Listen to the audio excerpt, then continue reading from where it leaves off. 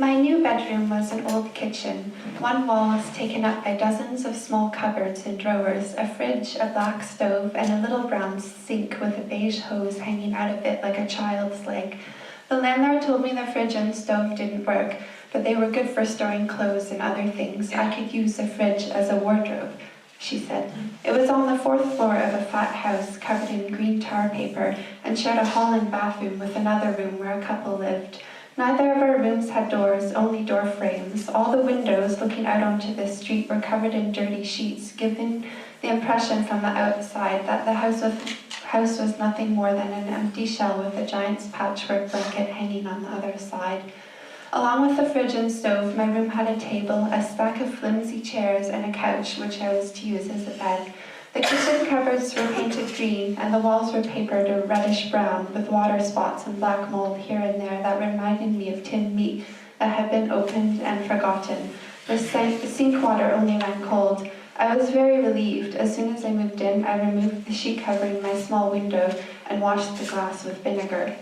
A few days before, a girl from my factory said that she was leaving her place since her man had done well on an exam, and she could afford to move, and she told me I could take it. I was desperate to find a place and another man, but when I went to look at it, it was no more than a curtained-off section of a gloomy room shared with 2 other couples. One of the men had brown teeth and kept licking his upper lip and leering at me as I was shown around the room. All 4 of them shared one filthy hot plate, and the windows were covered in long, thick, moldy purple curtains. Damp philosophy books were stacked everywhere. In one corner there was a mountainous pile of empty tins, like a doll's house for vermin. The curled hanging metal lids reminded me of the man's protruding tongue. There was nothing worse than being taken advantage of by someone else's man. It's always considered the woman's fault. I knew I wouldn't be safe there. I was very fortunate to find the kitchen room through an advertisement posted in a cafe. I had my own kerosene lamp, hot plate, toaster, tin bathtub, and a kettle, all of which Rollo let me keep because he assumed the next woman he lived with would have them too. It was exciting to have a fridge in the room, even though it didn't work. When I opened it, it smelled like sour milk. I found a very withered fruit in one of its drawers, so wrinkled it almost looked like it had a face. I kept it on the windowsill as a kind of artistic curiosity until I realized it probably wasn't fruit, but something much darker. I buried it in the small backyard of the house early one morning before any of the lodgers were up.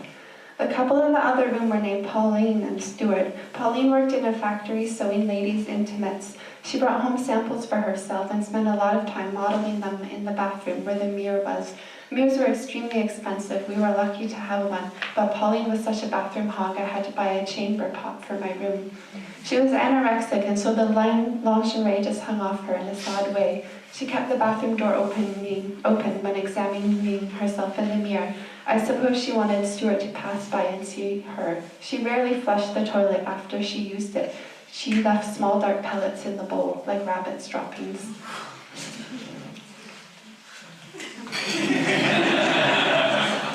I wasn't frightened of Stuart because he seemed very preoccupied with himself. He spent his time at home pacing their room with a philosophy book under his arm, smoking his pipe, and listening to records by Wagner and Tchaikovsky. He tried to look like he was deep in thought, but I was sure the only thing on his mind was his next tinned meat sandwich. He had a meaty smell about him. Often my hot plate wouldn't work on account of Stuart hogging all the electricity for his records.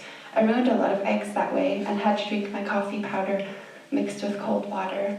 Stuart wore a red quilted nightrobe with rolled-up corduroy trousers underneath and velvet smoking slippers with a slight heel, and his red blonde hair stuck up, unbrushed and very dry. When he went out to an exam or to buy tobacco and records, he changed his robe for an unwashed Oxford shirt and a green jumper with leather elbow patches.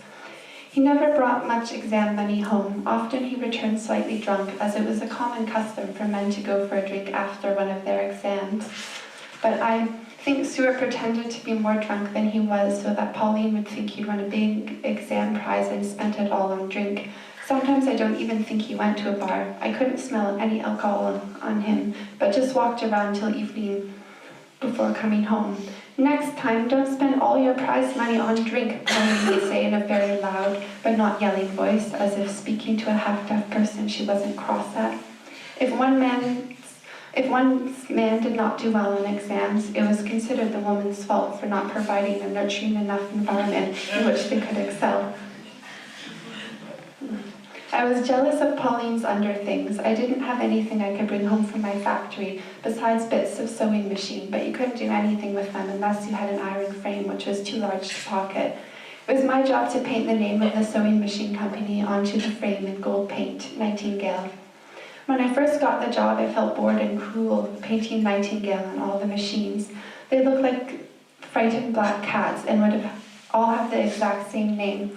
I thought it would be so lovely to give one a name like Dancy or Veronica, but of course I would be fired. It didn't take long for it to feel like the only word I knew how to write was Nightingale.